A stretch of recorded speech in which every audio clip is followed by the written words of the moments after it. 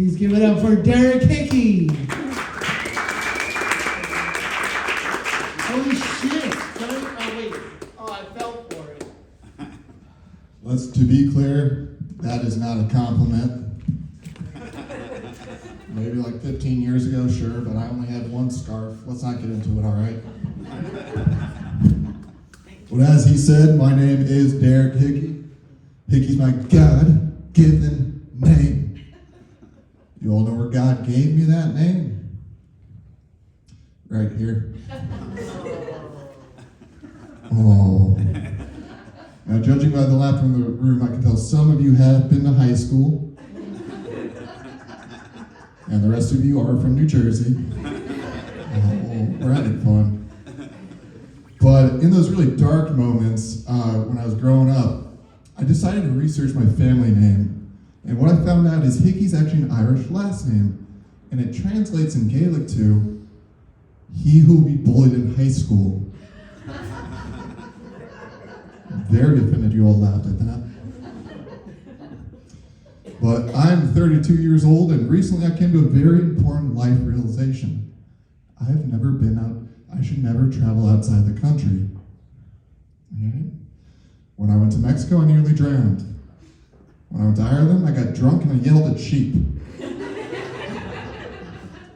If I ever go to Antarctica, I will get bitch slapped by a penguin.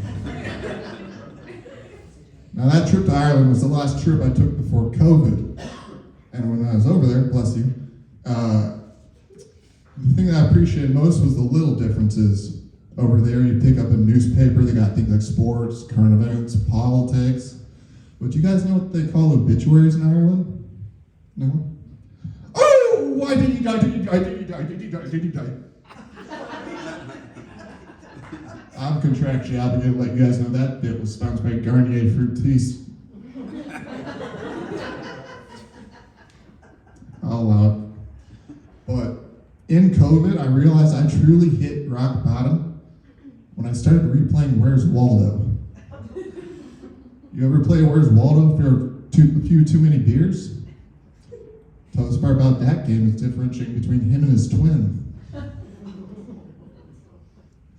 But it's been 2 years since lockdown, and I don't know about you guys, but I've done a lot of self-reflection, and when I was isolated, I could never really sleep because there was always those deep existential questions that haunted me.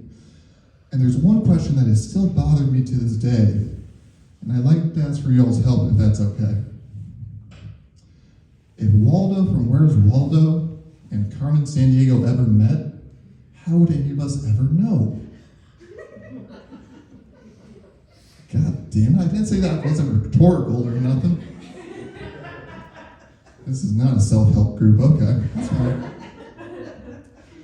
But I've realized a lot of people lie when they say this. They say, middle kids are the forgotten sibling. Because my family proved that that is not true.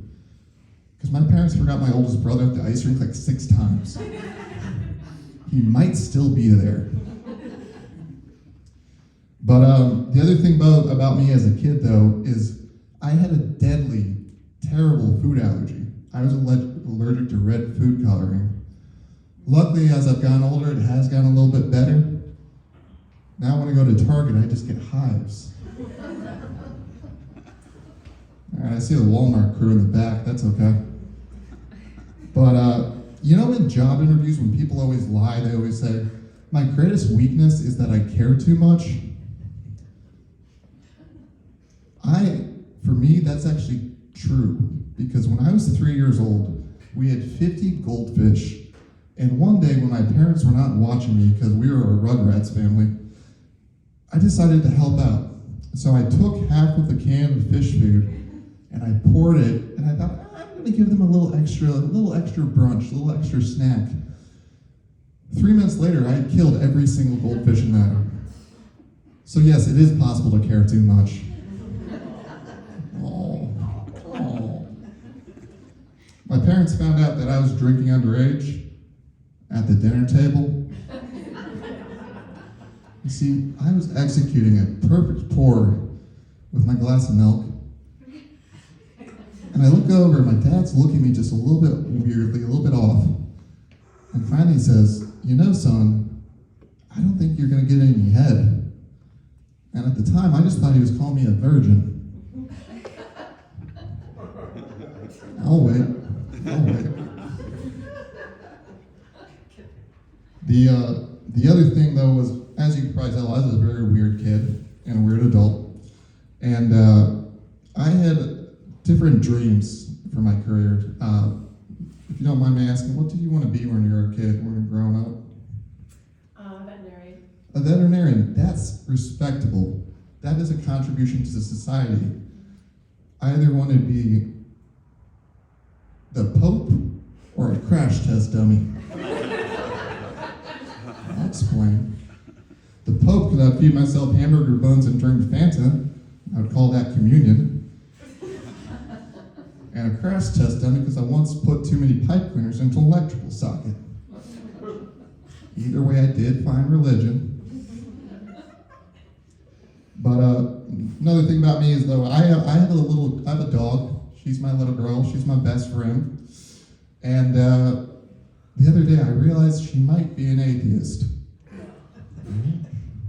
Because when she looks at me with my hair down, she just doesn't believe in me. Oh, it's a Jesus joke. Rats. We're having fun. But as somewhat surprising as someone with the last name Hickey, I do have a fiance. You don't have to applaud, that's okay. And recently she's got me into this show on Netflix. I think it's from the early 2000s. It's definitely not a show you watch right before we go to bed. Have you all heard about that show? Gilmore Girls. Try following a plot at 60 words a second. Don't woo my trauma. That's fair. But the other thing, though, about me as a kid is, you know what's scarier than living in a haunted house? Living with a dad with very severe OCD. A very specific OCD. You see, he had this extra, sixth sense, where that if you ever opened a cabinet in the house, one single cabinet, and left it open, he would drop everything he was doing. He would leave work, he would run home from dinner, he would Irish exit out of my baptism, and he'd go home and close that damn cabinet. So one day I decided, you know what, let me get some payback, let me play a joke on him. So I opened every single cabinet in our house. A couple seconds later, he walks in the front door, and he was so pissed. Do you guys know how he punished me? He told me he killed the Easter Bunny. Right? And I was 20. But recently, I've been watching this show on Netflix. It's called The Haunting of Hill House. Have you guys seen that show, heard about it? Yeah? I'm going to ask for your help in a second. It's okay if you haven't, because I can also summarize that show in a single sentence. White people complain about owning second property. Is that fair? All right, I'll allow that. Okay. But like I said, I am 32 years old, and the other day I came to another very important life realization. I have never been invited to a book club. Right? I agree. That means none of my friends, none of my family, and none of my closest loved ones actually believe that I can read, which is fair. Well, but y'all ever disappoint your parents without even realizing it? All right, there's some people lying out here. That's fine. So my dad is a very, very strange character, and he watches Entertainment Tonight every night. And so one night after I moved to the East Coast, I get a phone call, and without any sort of greeting or salutation, I just hear first thing out of the phone, "I don't want you dating Taylor Swift." Just like you all don't know how to react to me, I didn't know how to react either. And the problem with Entertainment Tonight is they air it every goddamn night. So the next night, I get a phone call. I don't even have to check the caller ID at this point. And without any sort of, hey son, sorry I yelled at you about Taylor Swift, or are you dead yet? You're living in the East Coast. Like, none of that. First thing I hear through the phone is, I just found out Taylor Swift made $50 million. I guess you could date her. So I said the only thing a loving son could say to his father back in Minnesota, I guess I'll text her back, Dad.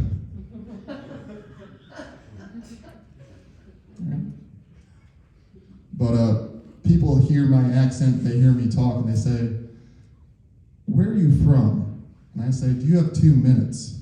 And I tell them, born in Denver, moved to Texas, Missouri, Illinois, Missouri, New Jersey, New York. And the next question out of their mouths is usually, oh, was your dad in the military? And I say, close. He worked for Pepsi. Lost a lot of good men to that Crystal Pepsi, I'll tell you what. Last thing I'll leave you all here with tonight is recently I got the opportunity to do comedy down in the South, down in Georgia. It's a great crowd, great audience, just like we have here tonight, but I could tell that they were looking at me just a little bit differently. Apparently they've never seen Jesus in skinny jeans before. Thanks so much.